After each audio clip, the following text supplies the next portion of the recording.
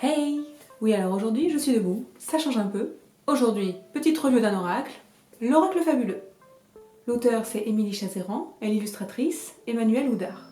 Alors l'autrice, moi, je ne la connais pas particulièrement. Je sais qu'apparemment, elle fait beaucoup d'écriture pour la jeunesse, mais en tout cas, on me l'a vivement conseillé, donc du coup, j'ai testé. Et effectivement, j'ai assez bien accroché avec ses textes.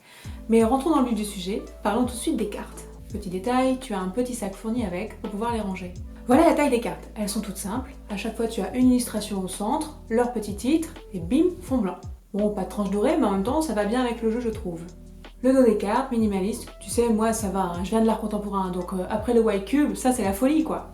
Tiens, ce dos il me fait penser à un artiste belge qui fait des dégradés là, je vais essayer de te le retrouver, je te le mets là, si je le trouve.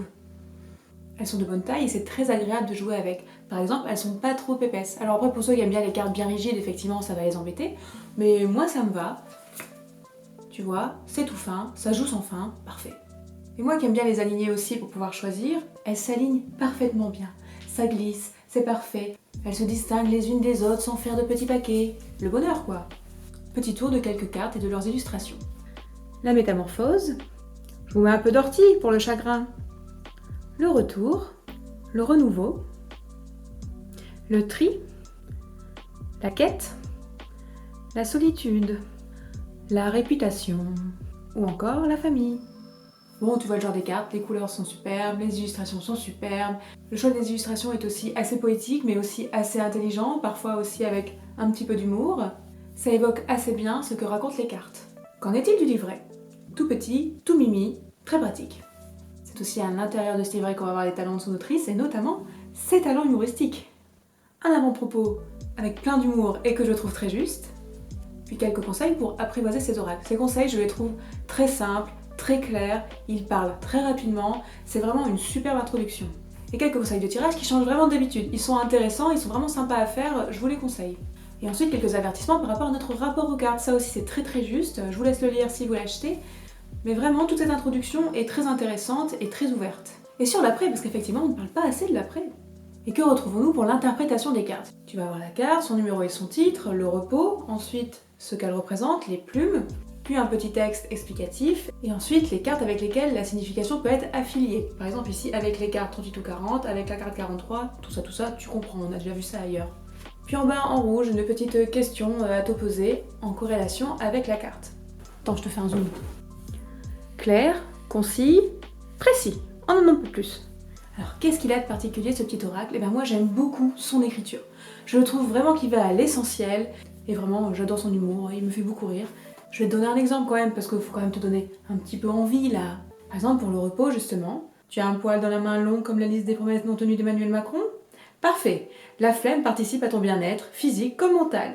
Bichonne tes nuits, offre-toi des siestes et rêve. Le rêve est un loisir totalement gratuit. 3 petits points. Bon, alors c'est pas tout le temps comme ça, hein. Elle y va avec parcimonie sur quelques cartes, elle met des références, elle parle un petit peu d'elle, mais c'est pas partout. Le reste du temps, ce qu'elle écrit, c'est vraiment good mood. C'est assez bienveillant. Alors après, si ça doit te dire un truc pas cool, ça te dit un truc pas cool, hein. Mais ça te le dit vraiment très bien, je trouve. Il est très agréable de lire les descriptions des cartes de ce tarot. Du coup, on a plaisir à tirer des cartes avec. Ça va droit au but, en quelques lignes. Pas besoin de plus, pas besoin de fioritures, 2-3 blagues de temps en temps sur une carte. Et on est bon. En plus, les éditions La Ville Brûle, et moi j'aime assez ce qu'ils font. Alors je vois plutôt ce qu'ils font en BD, au roman graphique, parce que c'est ça que me ramène ma meuf à la maison. Mais sinon, franchement, je ne vois aucune raison de ne pas l'avoir. Bon, sauf si t'as pas d'argent en ce moment, ou que t'as déjà une pile comme ça d'oracles. Mais si jamais il te tente, je ne peux que te donner des bons avis dessus. C'est vraiment écrit avec justesse. Il n'y a pas grand chose écrit, hein. C'est un tout petit livret, mais c'est bien écrit. Moi j'aime bien quand ça va au but, quand c'est direct, quand il n'y a pas 15 000 chemins. Tu vois, je suis un peu une bourrin quoi, on m'appelle Jean-Michel dans le métier. Tiens, est-ce que tu veux une anecdote sur les oracles, tant que j'y suis? Parce qu'hier je me suis dit, tiens, je vais peut-être faire cette vidéo demain, tiens, je vais tirer une petite carte d'oracle sur une question avec celui-ci.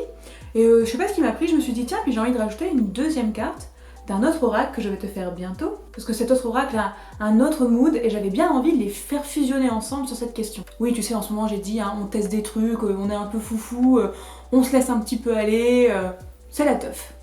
Donc je me prépare, tout ça, tu un petit peu, si tu veux un jour on fera un récap. Et là du coup je me pose ma question et je tire la carte de mon premier oracle, donc l'oracle fabuleux, qui me sort l'abondance. Ok, l'abondance. Et là je prends mon deuxième oracle, toujours en même temps, hein, sur la même question, afin de me donner une complémentaire dans un autre mood. Parce que c'est vraiment des oracles qui n'ont pas du tout la même dégaine, ils n'ont pas du tout le même style de carte, pas trop la même ambiance quoi. Mais j'avais envie aussi d'avoir l'avis de cet oracle. Qu'est-ce qui me sort pas? L'abondance. Il y a peu de cartes qui se ressemblent pourtant, hein. Mais alors, pour tomber sur celle-là en parallèle, je te jure, j'ai rigolé. Du coup, ça voulait dire quoi? Que c'est pas la peine d'en prendre deux, que t'auras la même réponse? Oui, sans doute.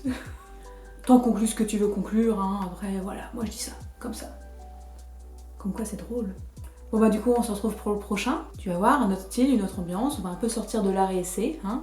Sur ce, bah des bisous, hein. Abondance de bisous!